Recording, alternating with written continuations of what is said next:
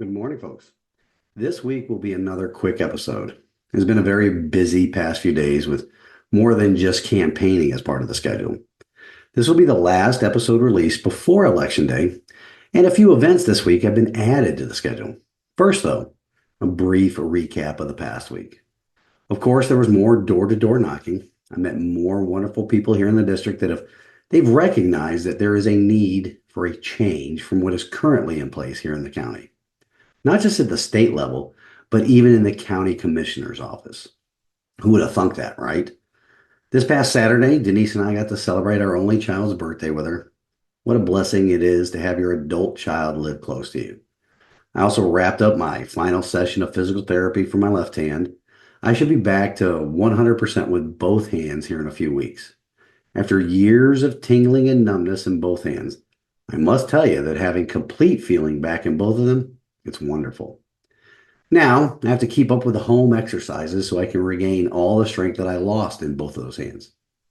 Now, the family, we did encounter a slight hiccup with our birthday celebration plans this past Saturday, though. Kaylee's youngest puppy, he's actually a few years old, but they're always puppies, right? Anyway, Finn is his name, and we had to take him to the vet on Saturday because he has been having some digestive issues for the past week. It turns out he got into something he wasn't supposed to eat, which was only revealed by x-rays. So after a full day at the clinic, we finally got him home around 6 p.m. Saturday evening with some special food for him to eat that should help him pass the irritating object completely through. Now, the doctors over at Tri-County Veterinary Clinic are the bomb, especially Dr. Biggs. They love your fur babies just as much as you, and that is quite evident in the care they provide. They have been our pet doctor since we moved here in 2017, and I could not recommend them any more highly than I already do. And no, they're not paying for any advertising on this program. You have to recognize excellence no matter what. Sadly, I must report that more of my signs have been stolen, especially some ones in the Seymour area. Petty larceny by petty people. Speaking of the campaign, I have to let you know that it's still somewhat disappointing to me that the people who have firsthand knowledge about my main opponent's real character and his history, it's disappointing that they will not come forward publicly to share what they know. And what they know and what they've been conveying to me is the complete opposite of the picture that he and his pals have been painting for the public to see. I have spoken now with 3 different people, all of who don't know each other personally, and they have corroborated each other's stories, which they shared in confidence with me. And since they did this in confidence with very little details, I'm stuck because I cannot share the information publicly. All that I can say is that if one of you are listening to this program, you still have time before Election Day to let the public know about the man's true character and how it contradicts the public persona that is being sold to the residents of Sevier County. Enough about the recap, though. Let's get on with this week's episode of the Liberty Leadership and Lies podcast, where I will discuss why it is imperative that each of you vote for constitutional principles. Do not cast a vote for someone because that candidate is your friend. Friendship won't secure your liberty. Constitutional principles, they will. So let's take a stand in the arena together again this week, folks, and get on with the show. Oh, almost forgot. We got to include the disclaimer. Let's get that done before we move on. The following content is approved by the Larry Linton for TN12 campaign, Larry Linton, Treasurer. Welcome to the Liberty Leadership and Lies podcast. On this show, we will discuss the assaults on our liberty by the very institution we the people created to secure our liberty. We will also compare and contrast the actions of people in leadership positions to the servant leadership that is needed to protect our God-given, constitutionally protected rights. Additionally, we will break down the many lies that elected and unelected officials in government and media spin every day in order to secure for themselves positions of power and influence that are antithetical to the system of government our founding fathers created and passed down to us. Your host on this program is Larry Linton, a 30-year veteran of the United States Navy who also runs his own leadership consulting company. He is also a candidate for the Republican Party's nomination to represent Tennessee's House District 12, which includes Gatlinburg, Pigeon Forge, Pittman Center, Weirs Valley, Seymour, and parts of Sevierville, and most of Sevier County. So here is your host, Larry Linton. Okay, we're back.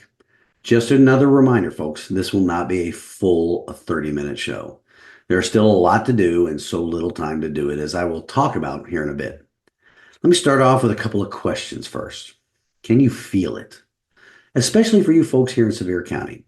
Can you feel the change in the air? I can feel it, and so can many of the others that I have talked to over the past couple of months. The other question is, will it be enough though? Have enough of the residents here in Sevier County recognize the need for a change from the good old boy network controlling things here? Have enough of them recognize that we need to return to governance with constitutional principles as a foundation? Time will tell, and there is very little time left. Election day is this coming Thursday, and so far, a bit over 3,400 people have cast an early vote in this election. Now, based upon historical data of the last truly contested primary election for this seat back in 2012, the number of early votes represents about 49% of the total votes cast in that primary. That, to me, looks like there's going to be more participation in this primary, more than has happened in a long time. As I said, only time will tell, though.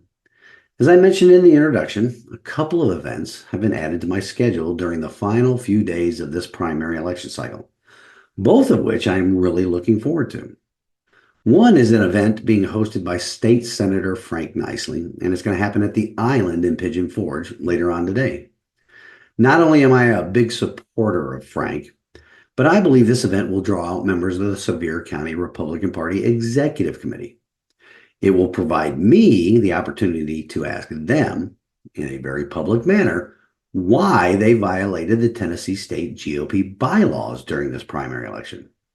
They've been ducking my request to meet with them privately, and all I have to say is this: you reap what you sow. Speaking of which, I've continued to try and make contact with the chairman of the state Republican Party, Mr. Scott Golden. I left several voicemails as well as messages when the phone is answered by the person taking the message.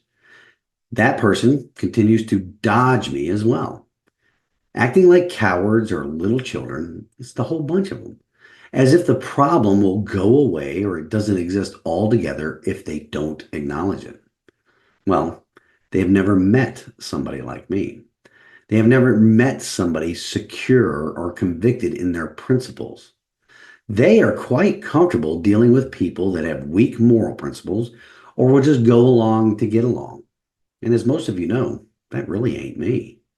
Of course, that event will take place after a personal doctor's appointment.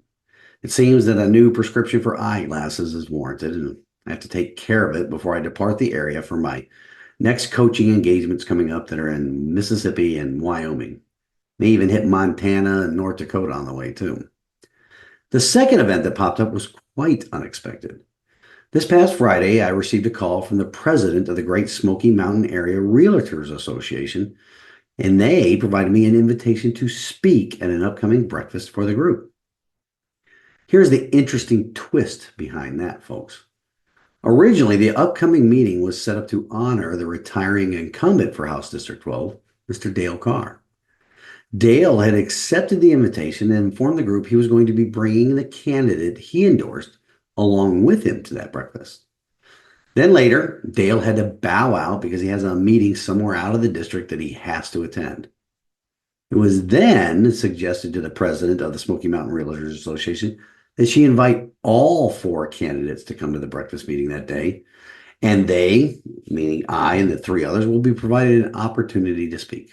Again, I graciously accepted the invitation to come to the meeting. It takes place in the early morning of Election Day this Thursday. Besides providing an opportunity to meet with more voters, it will be an opportunity to appear in public alongside the candidate who has campaigned from his basement or behind the skirts of the good old boy network here in Sevier County. has been going on since the outset of his campaign.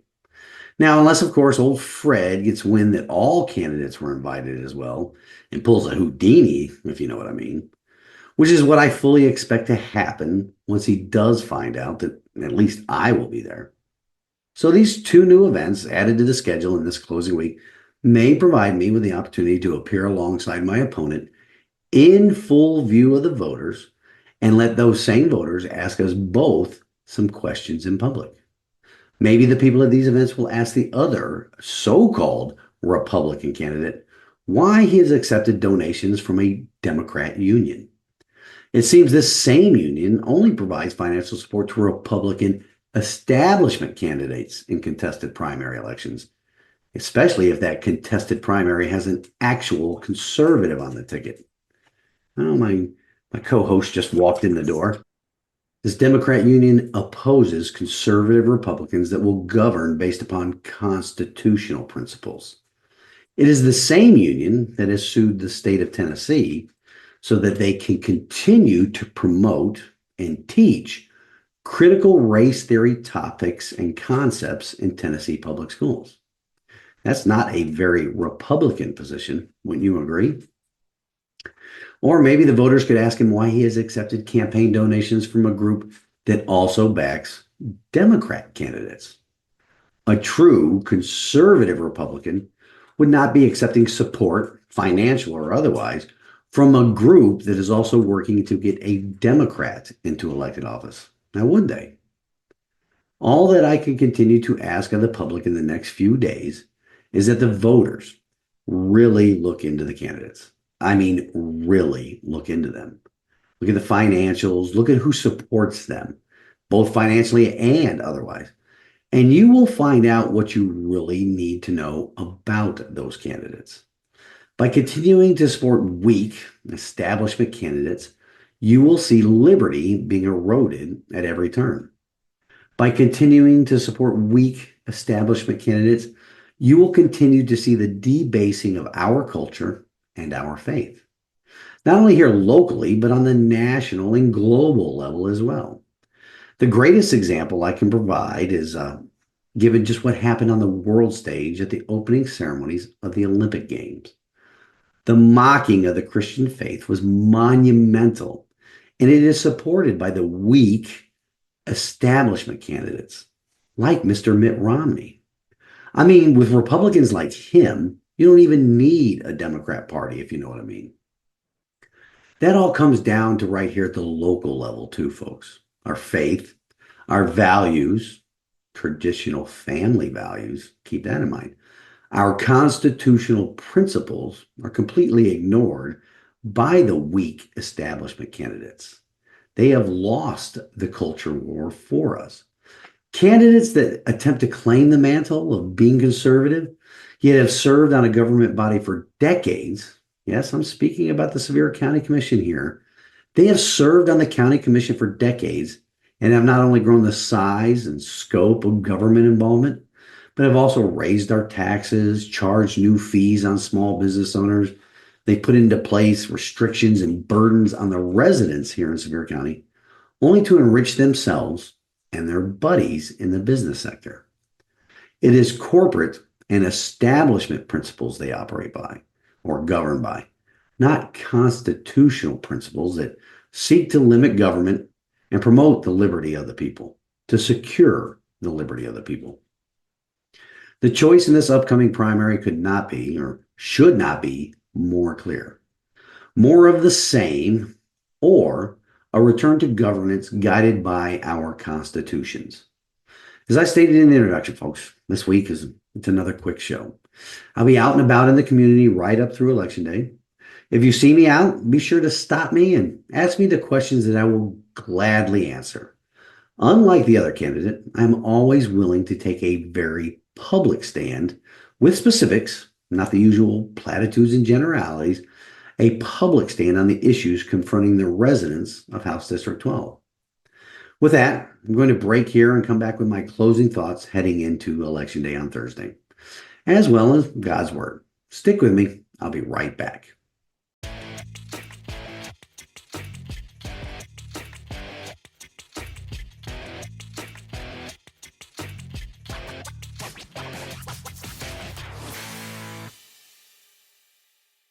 Okay, folks, we're back with my final thoughts. Here is something else for the voters to think about. I kind of alluded to it as I closed out the last segment. My willingness to take a public stand on the issues. I've always said that you will hear the truth and it will not always be something you agree with. But, and this is one of the starkest contrasts between me and my main opponent, you will get to hear it. I will answer questions and not hide under the skirts of the establishment. I will be open and honest about everything. The second challenge I publicly issued for an opportunity to debate, it went unanswered, much as I knew it would. One would think that the Sevier County Republican Party would have set something up much like the National Party sets up for debates for the candidates vying for national office. You won't get that here because they have a preferred candidate. They will hide him. They will not allow him to speak publicly because it could damage the public image of their candidate. They will violate the state Republican Party's bylaws in their efforts to get him across the finish line. If nothing else does, that should give the residents here in the county reason to question their constitutional principles. I surely do wish that these good old boys do show up to at least one of these public events and be forced to answer those hard questions.